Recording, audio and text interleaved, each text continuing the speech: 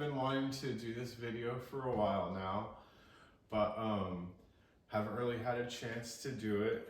But I just want to start off by saying that anything that I say in this video is already public knowledge, thanks to Graceland being on TikTok live. Most of the time I was, in the house. And that if you're looking for some type of tell-all secrets, like drama, shit-talking video, this is not it. This is not what I'm here to do. This is not what the point of this. I guess I just want to elaborate on my experience at Graceland Ranch this time. As you know, I was there before 2 years ago. I did a video after I left there, and it was very spiteful and resentful. Eventually, when working the steps, I felt guilty about it, and I felt like it wasn't conducive for my recovery, so I made it private. And then, as you also know, I went back to Graceland Ranch this past November. And if you've also watched the last video I posted, it's a video of my second night back, when I was still detoxing and being in Thursday night group and getting a large essay for the way I had been kicked out the previous time. There's some interesting things in that video. One is just how instantly kind of spiteful and resentful people seem towards me without ever really even knowing me, which is fine. I understand. I don't blame them. I don't blame myself either. I'm trying to do that these days. Just accepted it for what it was, and I wrote the essay. I guess one of the big things that was interesting in that video is they said they didn't want to give me a smaller essay because they didn't want it to seem like I was getting, like I was being favored over others, or that it was unfair for them to give me less words, basically to treat me with any special privileges. So I thought that was very ironic. But anyway, when I got back to Graceland this time, I noticed a lot of things seemed a little bit different. It seemed a lot more chill and relaxed, like people were not really as strict on the rules. And I also noticed a lot of stuff neglected, like there was a lot of moldy stuff in the chef fridge, and that bothered me. But I was constantly told by multiple people, including Jose, who was a resident at that time, to have a new experience and to not try to do too much. So I tried, but I'm not that type of person. I care a lot, believe it or not. If there's anybody from Graceland that watches this and thinks that I'm a bullshitter, a liar, and a manipulator, then I'm sorry you feel that way, and I'm sorry you didn't get a chance to get to know me better, because I tried multiple times to show that I truly did care about everybody there and wanted everybody to succeed. And I understand not everybody's going to be my friend or agree with me. So, it's okay. I understand. I accept it. I forgive the people that I think, mistreated me. And I also understand and recognize that the circumstances of being in that house and being under constant pressure, and having all these extenuating circumstances are surrounding you, it can be difficult. So anyway, I was told to have a new experience, and I tried very hard. But after getting that essay, I felt like people wanted me to fail, that they kind of, like when I did this, so it was initially 35,000 words, as you'll see on the last video. And I thought I did that, but I guess I was like 2,000 words short. And so they had a discussion at dinner.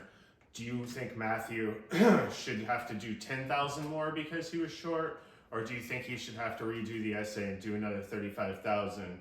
And instantly there were a few people that were pushing hard for the 35,000. and it made me feel very uncomfortable, like there were people there that didn't like me already. And I started to remember how I felt previously there. So, something about me, like, I grew up with a father that is very strict and, like, very on top of me about doing things, right, cleaning or organization and stuff. And as a kid, I resented him for that. I thought he was a jerk. And he used to get so angry and be like, I love you so much, you don't understand. And it's honestly taken me until this experience at Graceland to understand truly what he meant. So I guess I did have a new experience in a way. But yeah, so I got through that first week there, did the extra 10,000 words, which they eventually agreed on that, the staff did, and so that was cool. Did the 45,000 words, finished it the day after Thanksgiving. And as you guys know from the internet, Thanksgiving night was the night that Nick arrived.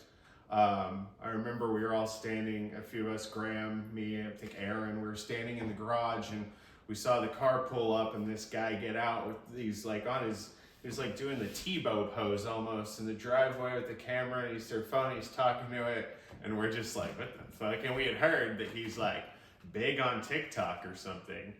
And yeah, he was an interesting character to say the least. And for the first week or so, I want to say we got along, but that was because I put up with the overwhelming unsolicited advice and unsolicited direction, like, oh, you need to eat this if you want to get healthy. You need to do this in the gym if you want to lose weight. If you want to build muscle, you need to do this. And we're going to do this on TikTok. And you and I are going to do these videos. And I just was always, like, cordial about it. And like, oh, nice, right on, cool, yeah. One day when we get our phones back. And I also didn't know a lot about him. And as you guys know from the live, that Graham did eventually get kicked out for, I don't know what exactly happened, some type of Reddit fuckery. And that was kind of scary for me because while I did not post on Reddit, there was a time where after Nick started acting out and treating me differently and making me very concerned for the safety of myself and the house, I did go on Reddit on the house laptop and the internet and read all about him. And it was very concerning. It was very scary and very interesting that he was there. But I kept it to myself. I didn't tell anybody for the longest time. I remember even after we were put on non-com, and there were times where he was just staring at me, and it just seemed like some type of intimidation tactic. I even went to an AA meeting and shared at the burning desire portion, which is if you have a desire to use or feel like hurting yourself or someone else.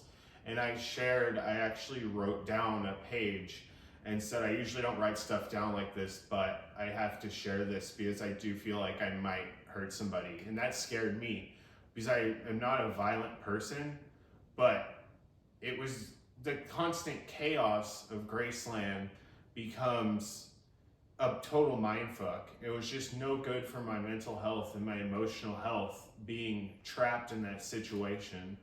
And I'm not saying it was all Nick or anything. It was a significant part of it because I did eventually, as time went on, as you guys know from the lives and from the way things are going now, he does get special treatment. And I mean, as also you guys know from social media and things that have been posted, that he is staying there for free. And so we're not going to get into the details of different rent scales in that house, but also, as you know, there are different scales of rent for different people in different circumstances. And it's very frustrating because there are some people that get court ordered to go to Graceland Ranch. I will say that,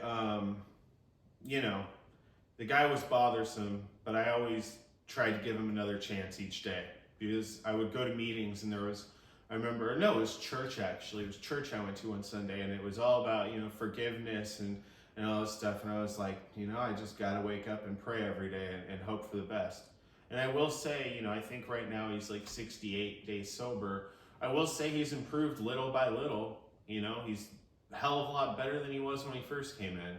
So I'll hand him that. And I think maybe a place like Graceland Ranch is good for a person like Nick. So, not good for a person like me though.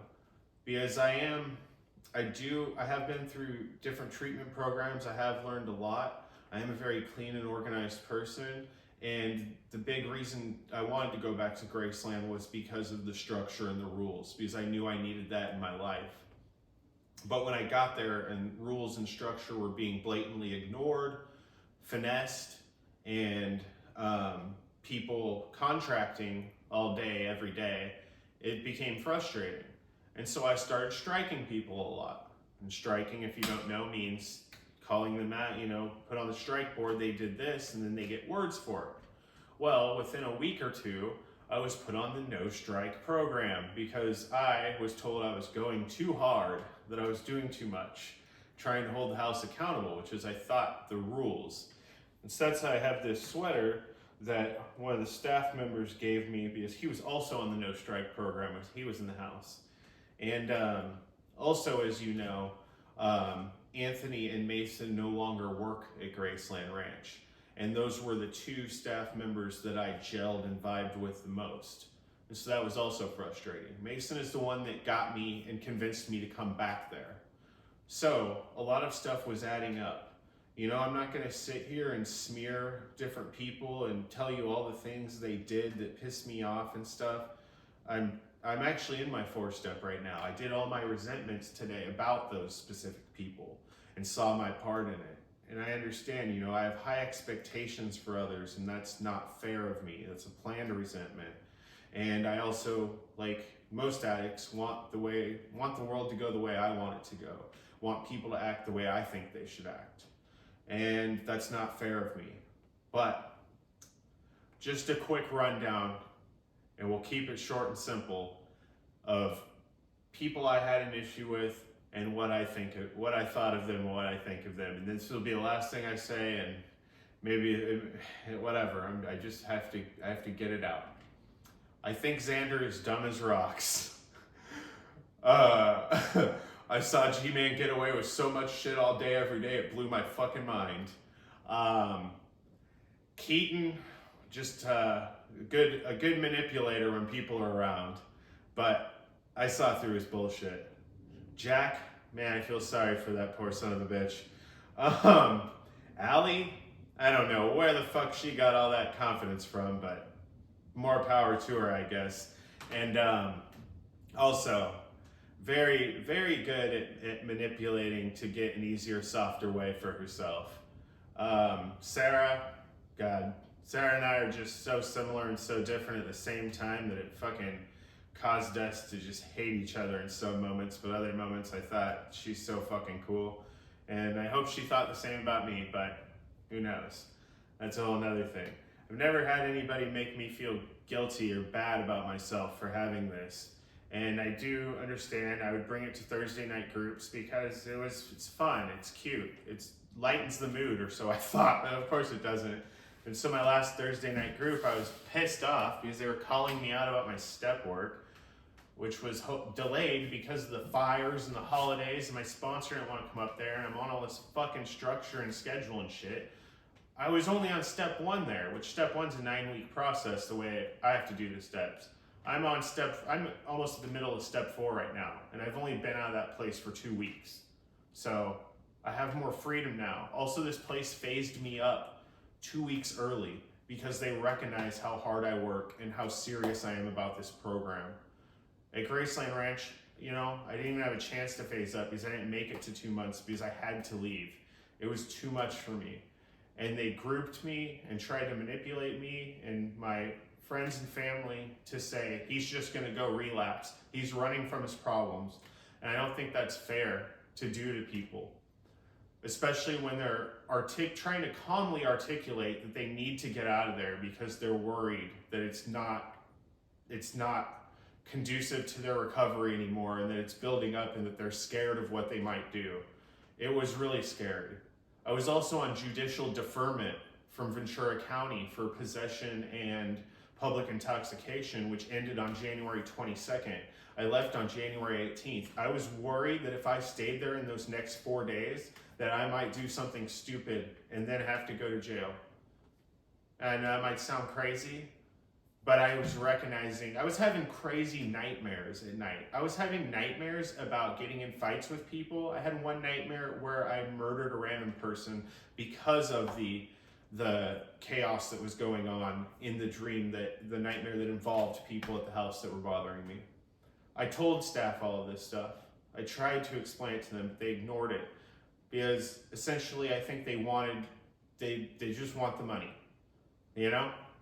And I think they know that it wouldn't be good for me to leave there in that moment the way things were going. So instead of maybe trying to have a peaceful parting, they instead made it 10 times worse by sitting me down there in front of everybody and trying to grill me and talk to me like I'm some kind of asshole, like I'm the problem. When I'm just saying, you know, I think it's beneficial for me to get out of here, and I think it's beneficial for everybody here for me to get out of here.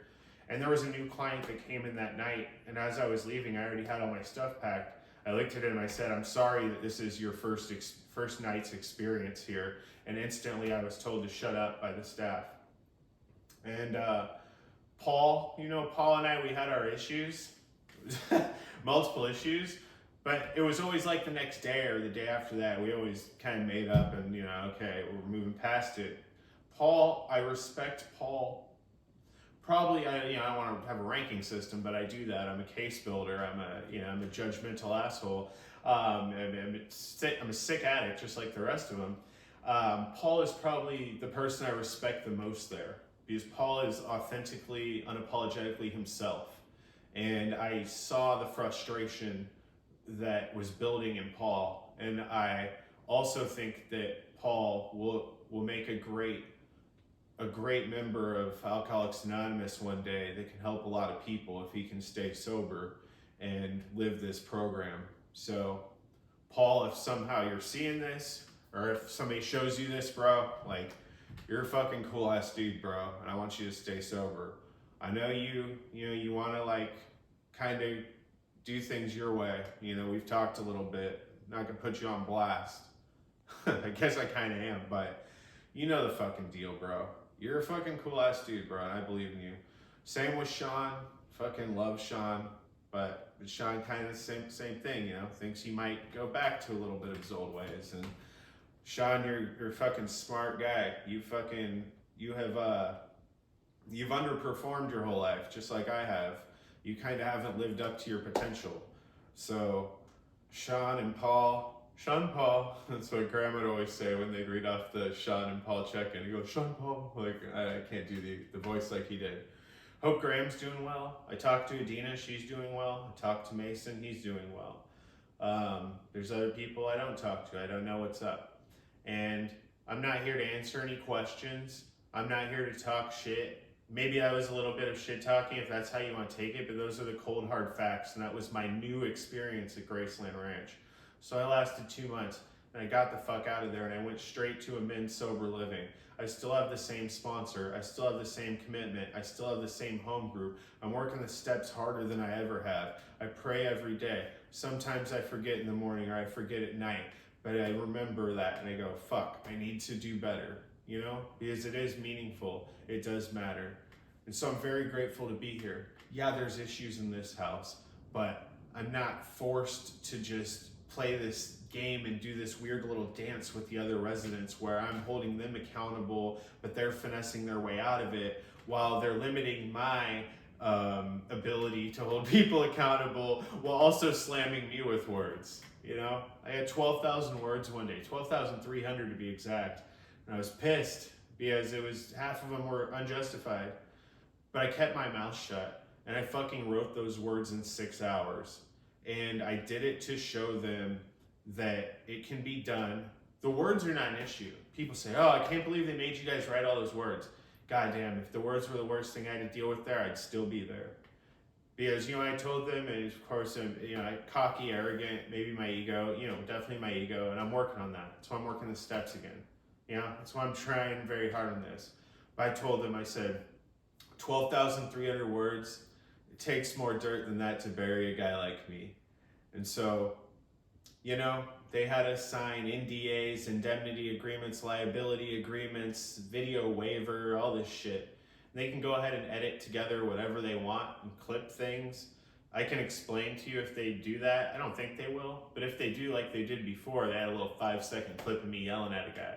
I can tell you guys the whole story, the unseen part of it, and what led up to it and what happened. Which I also understand that I shouldn't get like that. That's why I try not to yell. I haven't yelled at a single person in this house. Are there frustrating moments? Yeah. But I've learned to just kind of keep my mouth shut and do the things that matter for me and not for others, to not have expectations. And there's no crazy rules here where we have to fucking play against each other every night at dinner. It's fucking bullshit. Like, I'm sorry. When you're doing a house that's sober living, behavior modification, and social media, come on. Pat, that's a whole nother story. I don't even need to get into that. You guys already know the deal. Pat, be a better husband, be a better father. That's all I have to say about that. I am grateful for my time there. It taught me a lot about myself. It was a huge eye-opener about social media, but it was also a good learning experience because we did the TikTok lives and I had never done that before. So now I do my own TikTok lives. I'm still figuring it out. I got banned for a week for making fun of a troll, so I moved over to YouTube Live for weeks. Now I do YouTube Lives every day, 6 a.m. to 8 a.m. Pacific Standard Time. Shameless self-promotion, but you're already on the channel, so.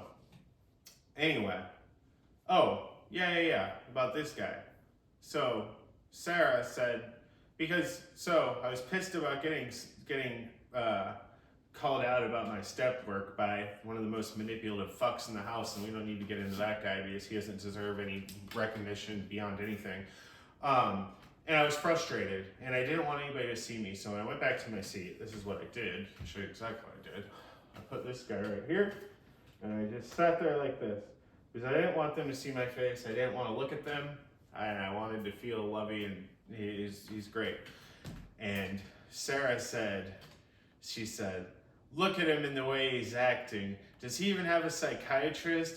Look at how he has that stupid sloth. And that really got to me. That was kind of the moment where I was like, and I was sitting there listening to Xander and Blue talk about working for Pat at Thursday Night Group. And I said, this is what my life has come to, that I'm sitting here at Graceland Ranch again, listening to Xander and Blue talk about working for Pat. And it was in that moment that I was like, this is not gonna work for me. And so I started planning the next day. That's another thing, you are not allowed to look up sober livings on their laptop. And without my phone, all I can use is the house phone. So I started trying to contact people, and all of a sudden I stopped getting calls back. It was a little bizarre. So luckily I have somebody that cares about me deeply, and she looked up some places for me. She contacted some places for me. I was able to get in contact with somebody, and luckily that night after Paul walked me down to the end of the driveway and said, we thought each other were fucking cool ass dudes and that we respect each other, said our goodbyes. I got in that Uber, I went to Starbucks to use the Wi-Fi because my cell service was suspended. And I contacted the lady that is program director of Sober Living, and she said, I'll send somebody right now to pick you up. Because that's another thing. When I told her where I was at, she completely understood what I was going through. Most people in the recovery industry that know about Graceland Ranch, when you tell them you went there, they roll their eyes or they laugh. So, is it just me? No. Is it the crazy people on the internet? No. But that's another thing, is sometimes you guys, if you're the people that hate Graceland and want them to get shut down and all that stuff, you guys do take it a little too far sometimes. I'm sorry. But I will say that you guys are, I want them to do better. But that's the same thing I wanted last time. It doesn't seem like that, it's all the same old thing. So it was insanity while using, because I made the decision to go back there again and do the same thing over and over again. because I was high when I made that decision. I was scared because I had done cocaine and fentanyl at the same time. And I was scared that I was going to that I was going to accidentally, you know, die. And I contacted Mason and started trying to go back there. And yeah, then it was insanity while sober, staying there and recognizing all of it and the same things happening again. And it started to become more and more apparent. I saw these signs. I saw Pat go to social media rehab. G-Man always used to do this, so social media rehab. And I saw Nick, the way he behaved, because, oh, he's a professional TikToker. He's also a professional car detailer, apparently, and he fucking left the floor mats from the van in the driveway and they blew off. Oh, there's so many things about that guy. Just what an interesting fucking character. Nobody in the world like him. I'll give him that. He's unique. Wow. And so yeah. Then Mason and Anthony no longer working there. Things starting to just be unfair all around, not just to me, to different people. I saw different people being treated, you know, different ways, and it didn't make me happy.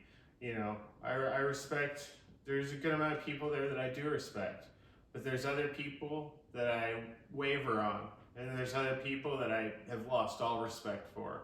And I don't need to name specific names. I think you could figure that out based on the content of this video.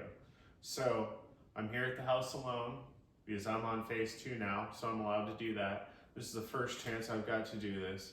And so I wanted to record this in the living room where there's some nice light. There's a beautiful background. We got the Buddha, got this little painting I did at the outpatient. They let me go there outpatient for free because they didn't want me to be at the house all day alone. And I have job interviews tomorrow. Like, I'm getting my fucking life in order, and I'm not being restrained by Graceland Ranch. So I'm very grateful. And that's a fucking burnt skull. So, Graceland Ranch, straight burnt. Would not recommend. That's it. I hope you guys have a blessed day, and we'll end it with the Pat prayer hands telling you, do not go to Graceland Ranch. Thank you.